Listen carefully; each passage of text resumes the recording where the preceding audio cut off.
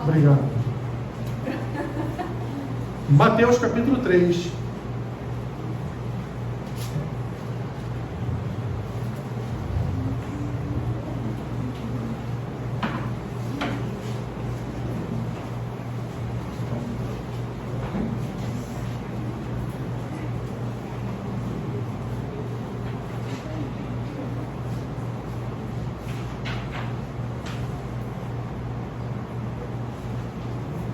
Eu quero nesta manhã, meus irmãos, ir na contramão do que provavelmente todas as igrejas estão pregando nesse primeiro domingo de 2025.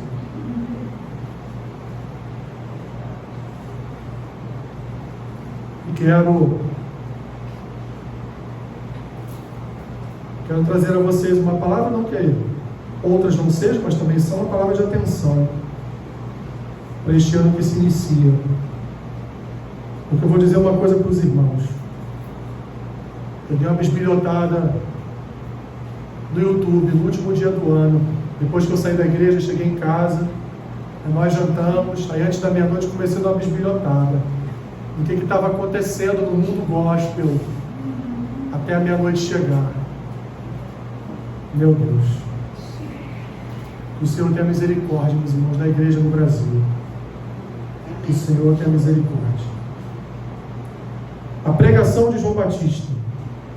Naqueles dias, apareceu João Batista pregando no deserto da Judéia e dizia: arrependei-vos, porque está próximo o reino dos céus.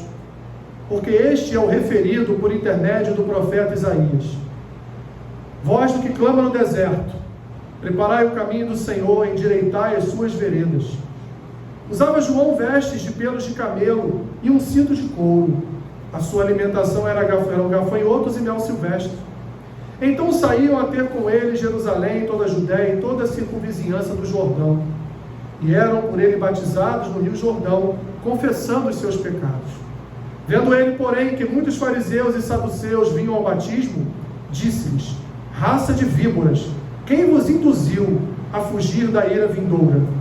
Produzi, pois, frutos dignos de arrependimento. E não comeceis a dizer entre vós mesmos: temos por pai a Abraão, porque eu vos afirmo que destas pedras Deus pode suscitar também filhos a Abraão. Já está posto o machado à raiz das árvores. Toda árvore, pois, que não produz bom fruto, é cortada e lançada ao fogo. Senhor, eu te peço, tenha misericórdia de mim nesta manhã.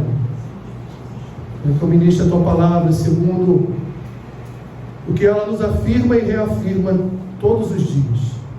Te peço, ó Deus, que esses corações estejam preparados para receber a tua semente. Não é a minha semente, é a tua semente, Senhor, porque a palavra não é minha, a palavra é tua. Ela te pertence. Portanto, abençoa-nos, Senhor, em nome de Jesus. Amém. Podem sentar.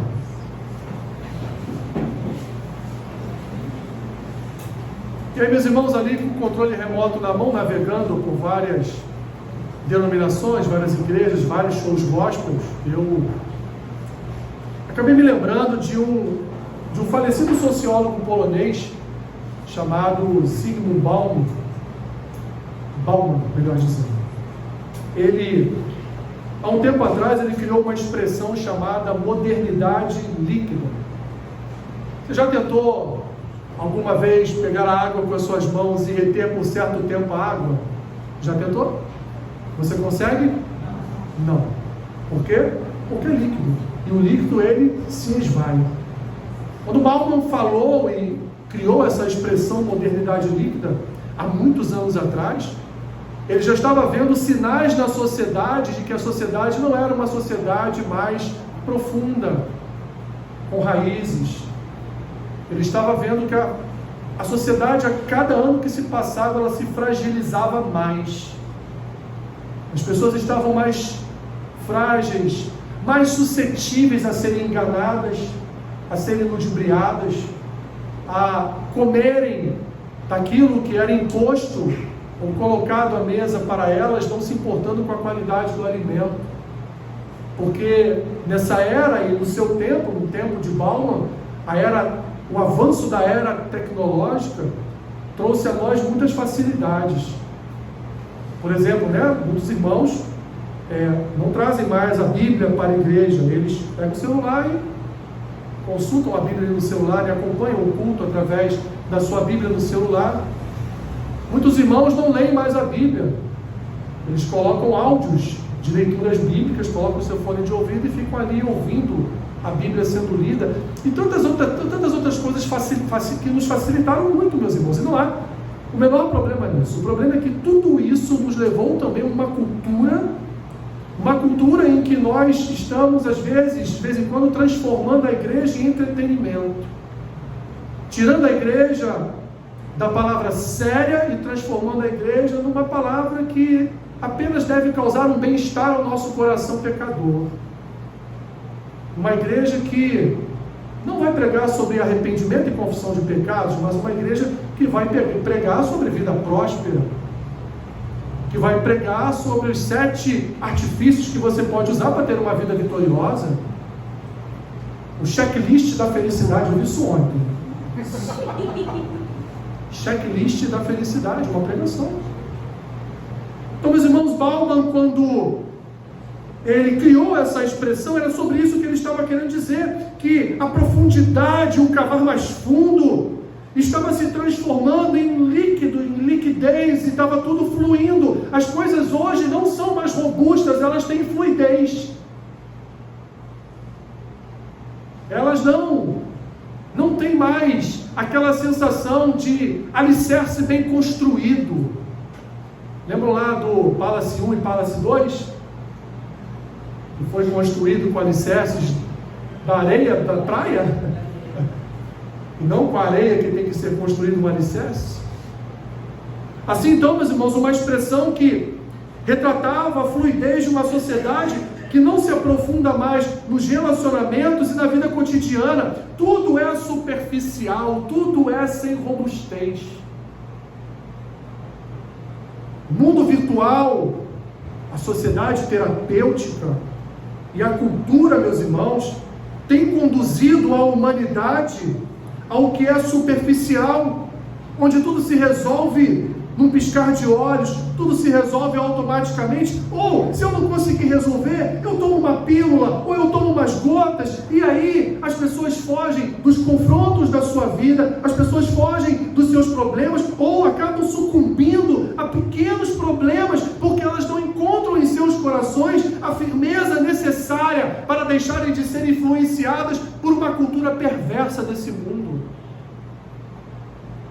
Onde se você está com um problema e o teu pastor não consegue te ajudar, o teu psicólogo não te ajuda, o teu psiquiatra não te dá atenção, então tome metade de uma pílula e você vai dormir, você vai esquecer de todos os seus problemas. Tudo isso, meus irmãos, acaba por afetar a nossa igreja, por afetar a igreja, e esse fenômeno da liquidez já alcançou os nossos arraiais há muito tempo. E aí eu quero me utilizar da expressão de Bauman, trazendo essa expressão para o mundo cristão. A cada dia mais convertidos líquidos se juntam à igreja. A cada dia mais crentes líquidos se juntam à igreja, secularizando mais ainda a noiva de Cristo. E o que é secularizar a igreja? É trazer as coisas do mundo para dentro da igreja. Esses crentes líquidos têm feito isso dia após dia. Pastores líquidos. E meus irmãos, me perdoem, mas a todo tempo eu vou usar essa expressão de líquido, para que você tenha na sua mente a água que você não consegue reter, ou seja, pessoas que são fluidas, pessoas que não têm robustez, pessoas que não têm um coração verdadeiramente aliançados ou fincados na rocha que é Cristo. São pessoas líquidas, são pessoas volúveis, são pessoas que estão entregues às suas próprias concupiscências, à sua própria carnalidade, são pessoas entregues à cultura desse mundo, são pessoas entregues aos ventos que sopram a todo tempo na igreja, que não são ventos do Espírito, não são avivamentos, são ventos do mundo, são ventos diabólicos, que têm chegado às igrejas e têm contaminado a vida do homem e da mulher de Deus. A imagem e semelhança de Cristo, meus irmãos, cada dia mais se torna a imagem e semelhança de um falso Cristo. Porque falsas igrejas servem ao falso Deus. Falsos pastores que pregam falsas palavras pregam para falsos crentes. E eu não estou falando de falsidade no sentido de que aquelas pessoas estão ali tentando enganar as outras como crentes. Não, eu estou falando de fluidez, vida sem Deus. Acham que são cristãs porque de domingo após domingo estão na igreja, louvam a Deus, se emocionam com os louvores, e aí ouvem aquela maldita palavra que em nada expressa a imagem e semelhança de Cristo, que em nada expressa a vida cristã, como por exemplo o pregador expressa lá em Eclesiastes. Muito pelo contrário, copiam o que os coachings da vida pronunciam nas redes sociais. Uma cópia que deu certo, meus irmãos, porque essas igrejas estão lotadas, abarrotadas, e a cada dia que passa esses pastores estão mais famosos, mais ricos, mais milionários, e mais pessoas chegam, mais pessoas chegam, mais pessoas chegam, e mais crentes líquidos existem, formando uma igreja fraca. Uma igreja, meus irmãos, que na primeira perseguição que vier, serão os primeiros a correrem, porque eles não são os 7.000 que não se dobraram a Baal. Eles não são. A imagem e semelhança de Cristo, repito, cada dia mais se torna a imagem e semelhança de um falso Cristo. Quanto a isso, meus irmãos, nós acabamos de ler aqui uma pincelada a respeito de um homem que deveria ser ali um homem exemplar para a igreja, porque João Batista, ele é o retrato, o quadro fiel do que deveria ser a igreja. Um homem com uma missão de preparar o caminho, e a nossa missão, meus irmãos, ela continua a missão de João Batista, porque ele preparou o caminho e Cristo veio, mas Cristo foi, e agora nós temos a missão de preparar novamente esse caminho para a volta do Cordeiro, pela segunda e agora definitiva vez. Essa é a nossa missão, preparar todo o caminho para a volta do nosso Senhor. A missão principal da igreja é prestar este serviço ao reino, preparar pessoas, preparar o caminho, preparar a caminhada delas para recebermos o nosso noivo.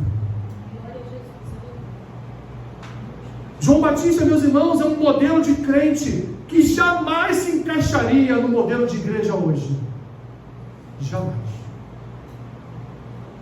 Da família de Cristo, com pais devotos, seu pai era um dos sacerdotes do templo.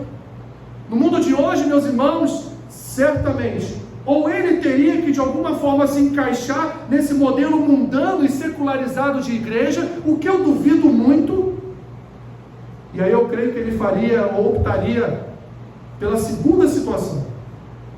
Ele seria um vetor para mudanças radicais na igreja.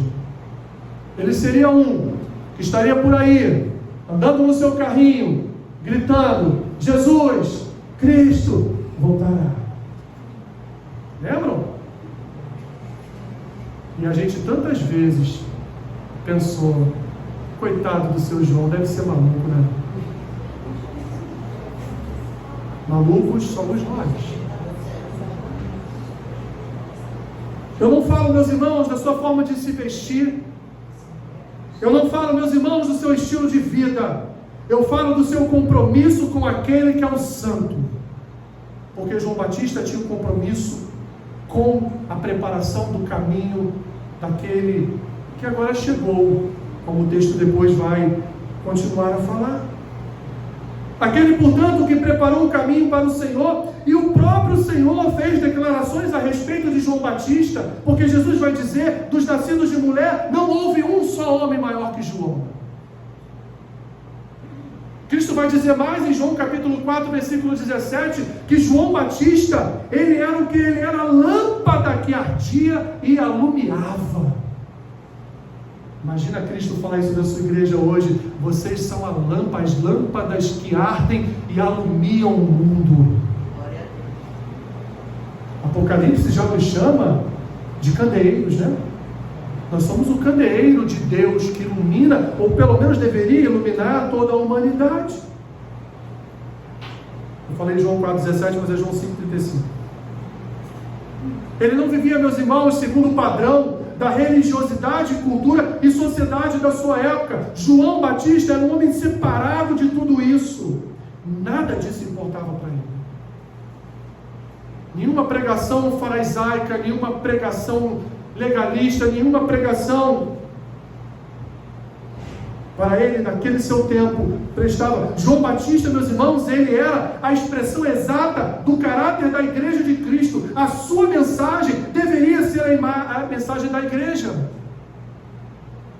Essa é a mensagem da igreja para esse mundo. O seu padrão de mensagem foge completamente, meus irmãos, das características de mensagem ministeriais dos dias de hoje. João deveria ser a realidade cristã, deveria ser um modelo para todos nós de pregação. Arrependimento, conversão e batismo e juízo vindouro. Arrependimento, conversão e batismo e juízo vindouro. Essa era a sua preparação para receber o Cordeiro. Ele não pregava: o Cordeiro vem e nos tornará prósperos. O Cordeiro vem e fará com que nós venhamos a vencer o nosso adversário. Cristo morreu e Roma continuou lá.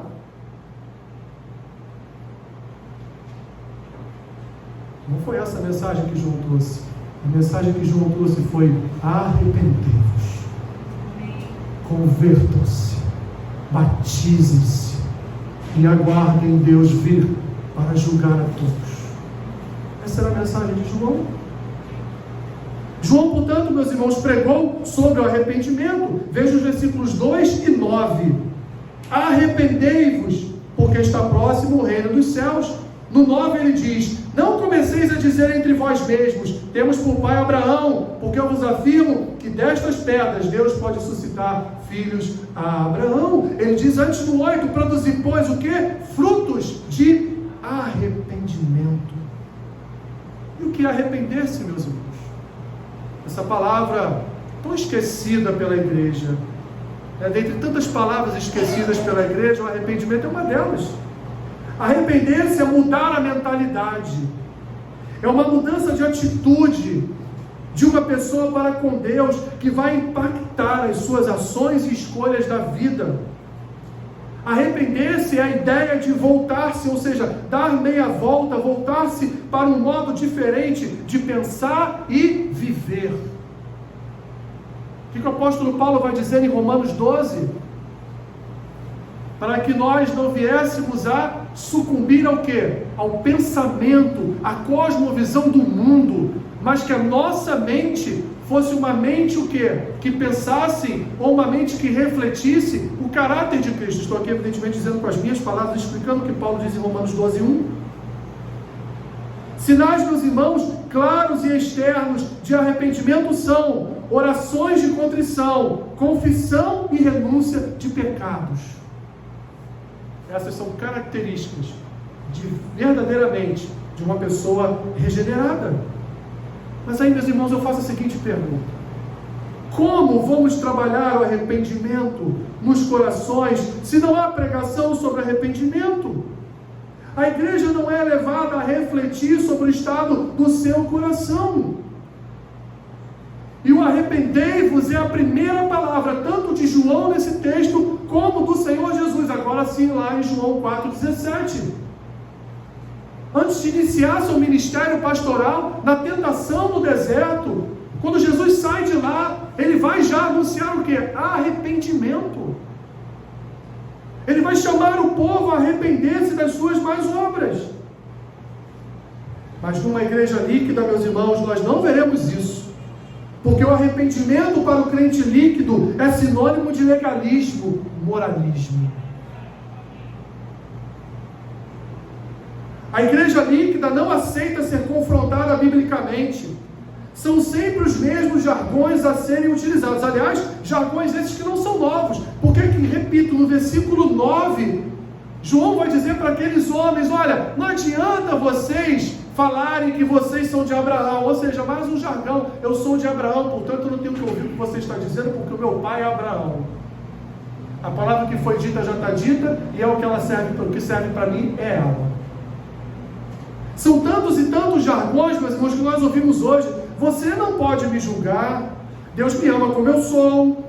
Ah, isso, meu irmão, que você está falando, isso é legalismo. Jesus me deu liberdade. Não podemos jamais nos afastar do mundo. Precisamos falar a língua deles para salvá-los.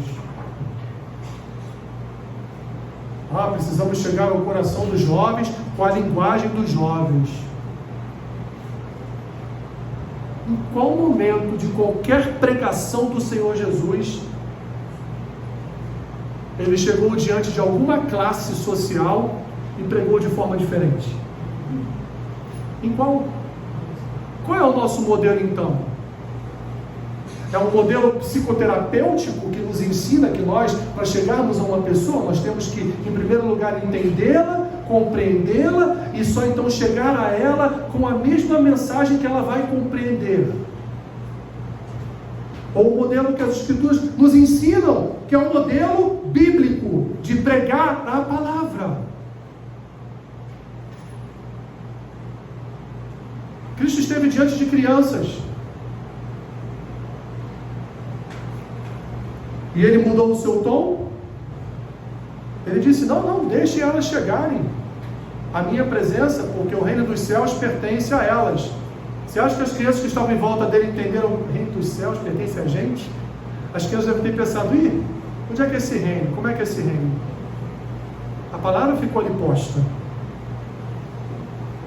Expressões, meus irmãos, de como, se você pregar sobre o pecado, você vai afastar pessoas da igreja. Teve um tempo que eu comecei a pregar sobre os profetas aqui na igreja. E aí o irmão veio falar comigo: você está pregando muito sobre o pecado. Mas como eu vou falar de profeta sem falar do pecado? O profeta senta chibata o tempo todo no povo por causa dos seus pecados. Como não falar? Evidentemente que levando a graça, levando a reconciliação, levando o arrependimento, levando a Cristo. Mas não haveria como.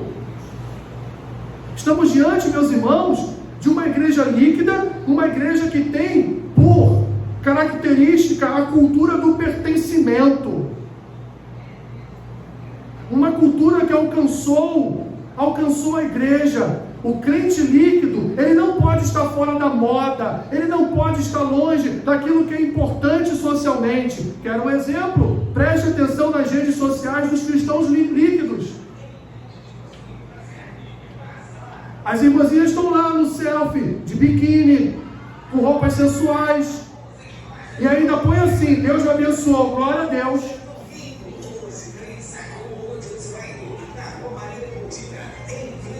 O que é isso senão uma pessoa líquida, fluida, sem base, sem estrutura, sem maturidade cristã? Vê lá os homens também nas suas selfies com os seus tórax de fora, como se a sua musculatura fosse importante para os seus seguidores. Meus irmãos, espíritos de Jezabel e de Narciso,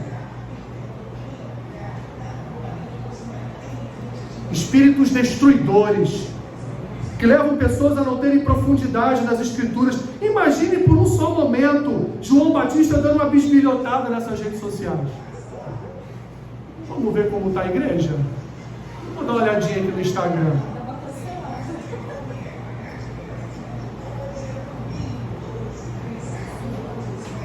A igreja, meus irmãos, tem sido influenciada por essa cultura do pertencimento. Não é porque eu virei cristão que eu morri. Então eu vou lá e vou postar minha foto de biquíni na rede social para as pessoas verem que eu não morri. Eu estou aqui. Ainda vou dar uma glória a Deus.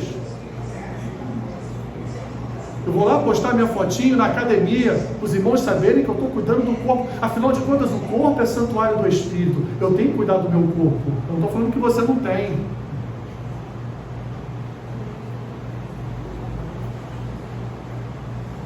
Uma igreja influenciada por essa cultura do pertencimento. Essas pessoas, meus irmãos, que foram para a praia de Copacabana, passaram o Réveillon ali, são pessoas que querem pertencer a algo. Elas não conseguem ficar nas suas casas e pertencerem somente às suas famílias. Passarem o Réveillon com as suas famílias, nas suas casas. Elas têm que estar lá, presente, naquele must de show da Anitta.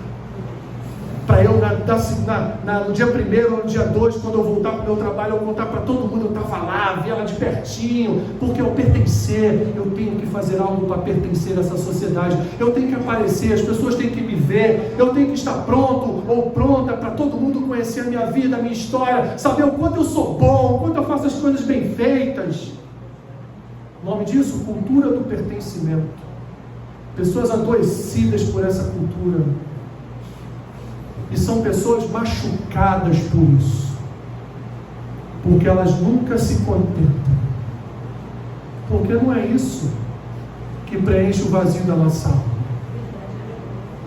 Não é isso que nos faz pessoas melhores. Não é isso que nos faz crescer. Não é isso que nos amadurece. Cristãos líquidos. Aquela que deveria alcançar o mundo tem sido alcançada pelo mundo. E aí, meus irmãos, nós não vemos ovelhas, nós vemos gados seguindo a boiadeiros. A verdade é essa. João não pregou só sobre arrependimento.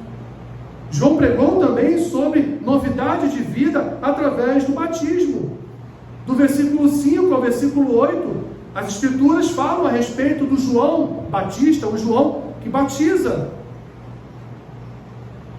o João que mergulha as pessoas nas águas e as batiza. João pregava, meus irmãos, a produção de frutos através de uma vida em que as suas ações eram externadas à imagem e semelhança de Cristo. E o batismo nada mais é de que uma representação, sim, da morte do velho homem e do renascer de um novo homem para uma novidade de vida. Mas o batismo, meus irmãos, também é o renascimento interior do coração do homem, é a porta de entrada para uma nova vida. Mas o que nós temos visto em igrejas líquidas são batismos que parecem apenas um banho de piscina. Não há contrição, não há confissão verdadeira, parece apenas um ato para pertencer a um clube, parece apenas um ritual de passagem de um calor universitário. Parece isso. Fazem uma tremenda festa na hora do batismo. Parece até uma rave de batismo. Uma verdadeira festa. Mas estão passando pessoas ali por aquelas águas que não têm verdadeiramente, meus irmãos, compromisso com as Escrituras. Os crentes líquidos não têm profundidade bíblica. Conhecem mais os louvores do que a palavra. Mudam de igreja porque o louvor lá naquela igreja é mais bonito e sofisticado. Então eu vou para lá porque lá eu ouço baixo. Pô, lá em Jardim Ulisses não tem baixo. Não tem baixo, Ulisses. Poxa vida. Em Jardim Ulisses tinha bateria, mas não tem mais. Poxa, eu gostava tanto de uma bateria. Adotam a pregação coaching como estilo de vida.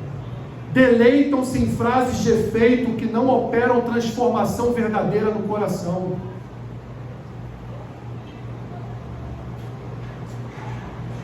O crente líquido, meu irmão, minha irmã, ele é tão superficial que qualquer showzinho gospel na TV para ele é avivamento. Qualquer show gospel, nossa, olha o que Deus está fazendo. Aí sobe o Rick Warren, um dos maiores hereges dos Estados Unidos, que escreveu um livro cheio de heresia e que várias igrejas usaram. Uma igreja com propósito, lembra desse livro? É um livro cheio de heresia. Rick Warren, que chegou a dizer para a juventude da sua igreja: não pregue salvação para o jovem, porque o jovem não quer saber de salvação. São esses, meus irmãos. São esses que subiram no púlpito no último ano do ano no último dia do ano. Sobe a pastora com tomara que caia. Aí depois as redes sociais fazem comparações. Nossa, a Globo foi profana, olha as coisas que a Anitta falou, mas mais profano, meus irmãos, foi o que fizeram na outra emissora. Me desculpe falar isso, porque a Anitta nós sabemos de quem ela é, a quem ela pertence, sabemos qual é a missão dela e daquela emissora. Mas os crentes líquidos,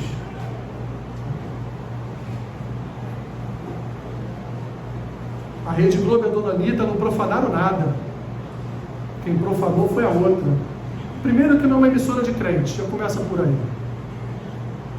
Segundo, ganhou muito dinheiro com aquilo ali. Muito.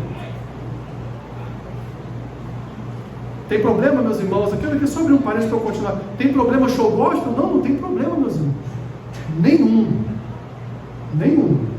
Ok? Abri esse parênteses e fechei. Show gospel não tem problema. O problema foi o que aconteceu no meio do show gospel e no final. Porque no final, ninguém ficou até o final para ver, mas eu fiquei. E no final virou uma rave. E os crentes líquidos, todos lá. As mulheres com seus vestidos brancos transparentes, com tomara que caia. As Barbies super produzidas. E os Kens do lado, com as suas calças apertadinhas sertanejas, fortinhos, tolidos. E lá no altar, que acabou de ser, entre aspas, pregada a Escritura, louvores foram cantados, está fluindo uma rave no final do show. Eu ia fazer um vídeo sobre isso, mas eu preferi pregar.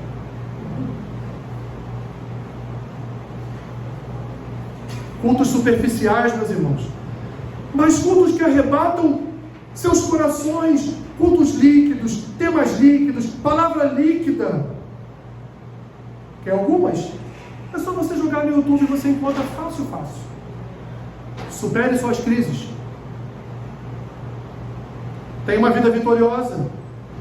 Vença desafios. Essa aqui todo mundo conhece. Vença os gigantes da sua vida. Você já sabe até o texto que prega sobre isso aqui, né? Você não nasceu para perder. Checklist da felicidade. Aprenda a ser forte sozinho. Vários outros. Decretos, lembra aqui no dia 31, quando eu falei sobre os decretos? As várias mensagens de decretos para o ano de 2025?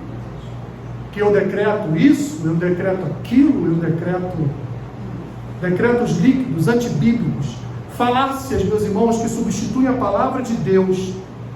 Como essas pessoas andarão em novidade de vida se elas se alimentam com porcos? Como que elas conhecerão as Escrituras se ninguém prega para elas?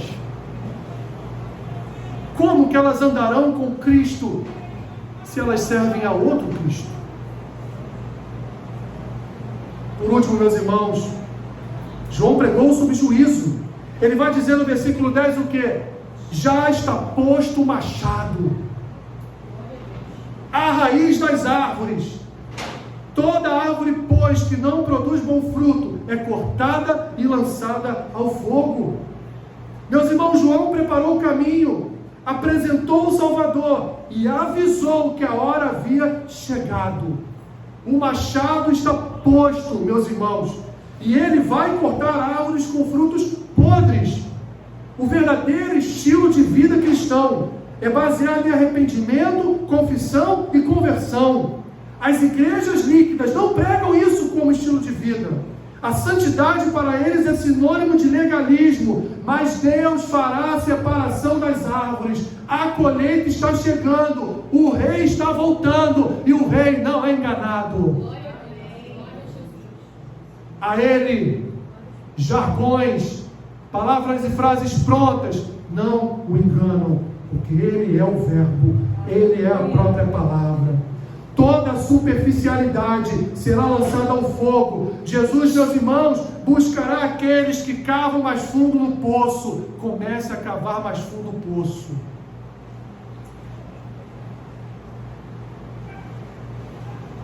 Chegará um tempo, meus irmãos, eu creio nisso, um tempo em que essa igreja líquida não suportará a geração que se levantará para cavar mais fundo.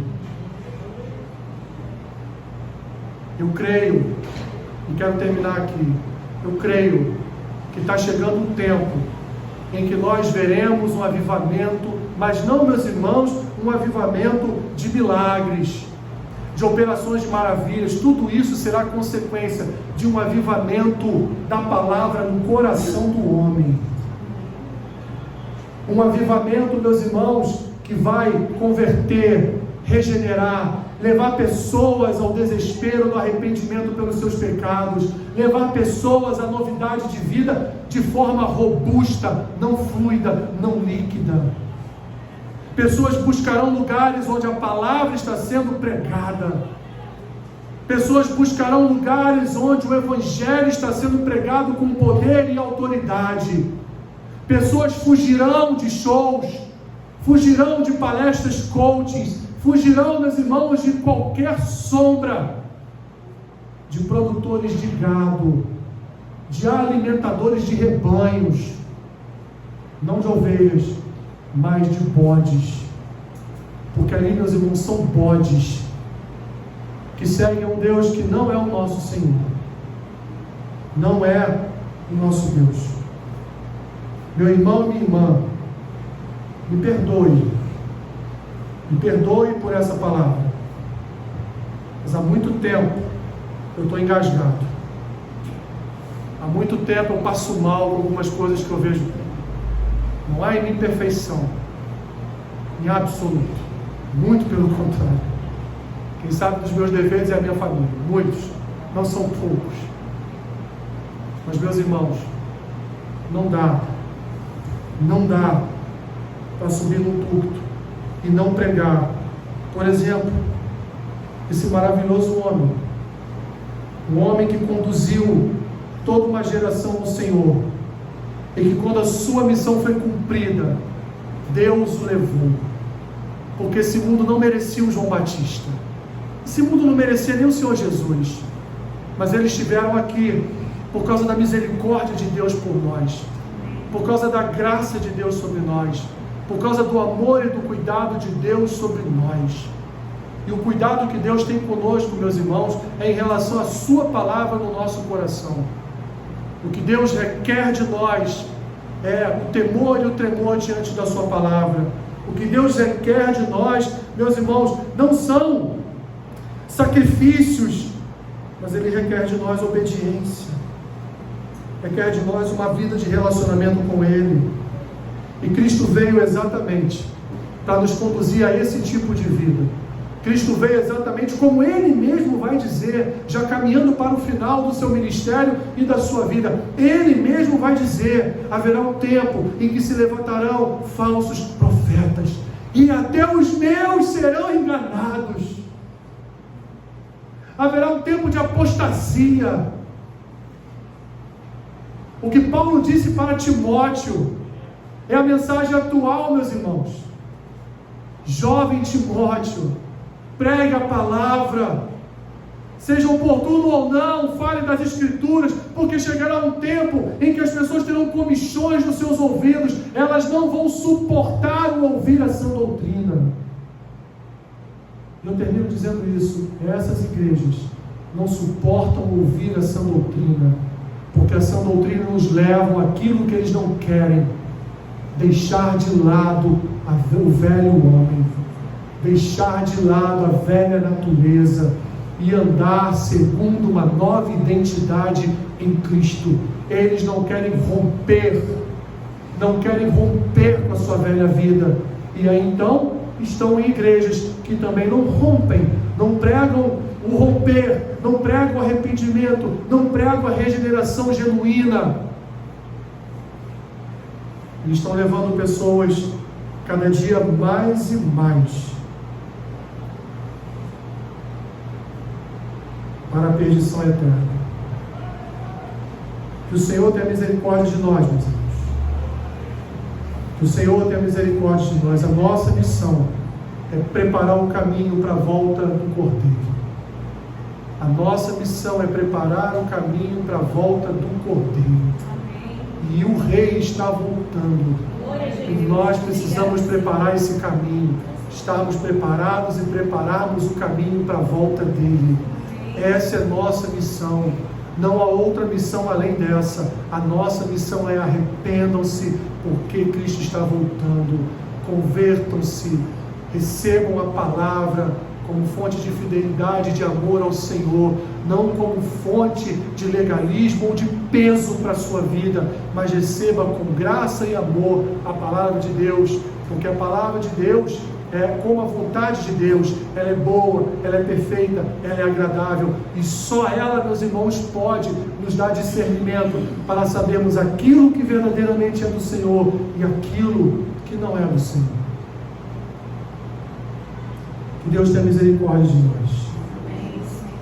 Que Deus tenha misericórdia de nós. Que nesses lugares venha a haver um mover tão grande do Espírito Santo, que haja verdadeira transformação, haja uma verdadeira regeneração, uma verdadeira conversão. Senhor, nós dependemos de Ti. Tu és a nossa fonte de graça, de cuidado e de amor. Precisamos do Senhor. Nós não somos, Senhor, em hipótese nenhuma, melhores do que eles. Nós não somos. Nós não somos. E é por isso que dependemos mais ainda do mover da Tua palavra em nós, do mover do Teu Espírito em nós, para que não venhamos, Senhor, a nos tornarmos superficiais na Tua presença, para que não venhamos, Senhor, a ser enganados por todo o vento de falsos avivamentos, Pai, nas igrejas. Ajuda-nos, Senhor, a nos mantermos de pé e fiéis à Tua doce presença, à Tua santa palavra, Senhor. Que haja temor em nossos corações, que venhamos a cavar mais fundo o poço, Senhor, cada dia, para conhecermos mais e mais a Tua palavra.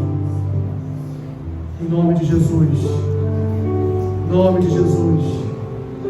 Abençoa o Senhor. Põe o cálice que serão agora ministrados sobre a Tua igreja. Em nome de Jesus. Amém.